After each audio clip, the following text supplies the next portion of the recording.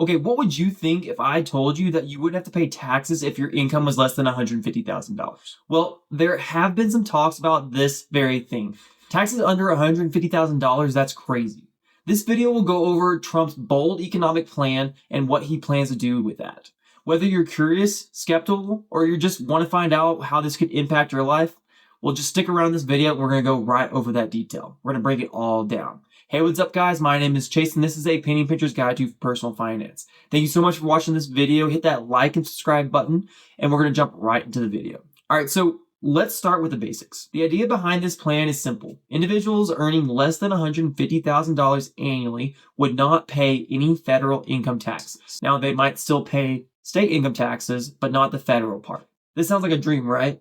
Well, what it does mean for the economy is that it would be a very tough system to kind of work through because it would really split between the 150 and below and the 150 up. So when it has to do with that, would it even work if we were to implement it into our economy? That's a great question. Federal income taxes make up a significant chunk of the government revenue, and if we are going to make big changes to that, it's going to lead to some big changes in our economy as well. If this plan were implemented, the government would need to find an alternative way to fund public services like education, healthcare, and infrastructure and find money for those in another avenue. And this might lead to increasing other taxes and other things that might be pushing to pay for these particular public services. Here's how it would impact you specifically. For families earning under $150,000, this plan would mean that you could be, that of your disposable income, money for savings, investments, or just day-to-day expenses might have some more money to apply to those because you're not going to be paying that in taxes. For the higher earners, the tax burden might increase to compensate the lost revenue. A lot of people say, well, that's okay. They're making more money so they can pay more in taxes. But there are different circumstances and everybody's a little bit different. So you can't just lump everybody into a same category and say they all can afford it because there's many different reasons why this might affect them in a different way. So some experts argue that shifting the tax burden could widen the gap between the income gap groups. Like I was saying earlier, it could shift that gap between the $150,000 people below and people above. And that's something that they're really trying to get away from, is having this larger gap in this income gap that we see. While there are other experts that believe that it could stimulate the economic growth by boosting consumer spending. And so if we have less taxes, people might go out and spend more money, and that would be good for our economy. And so that actually might be better for us in the long run. In the end, no one really can say exactly what will happen, and there will always be many possible outcomes. So it's hard to be skeptical. It's hard to really know exactly what's going on until it actually happens. Okay, now let's talk about the potential ripple effects that would be associated with this new tax implementation of not paying taxes on anybody that makes less than $150,000 per year. Critics worry that reducing federal income and tax revenue could lead to cuts in essential programs. These programs are what many Americans will lean on a daily basis and utilize to get their daily life done.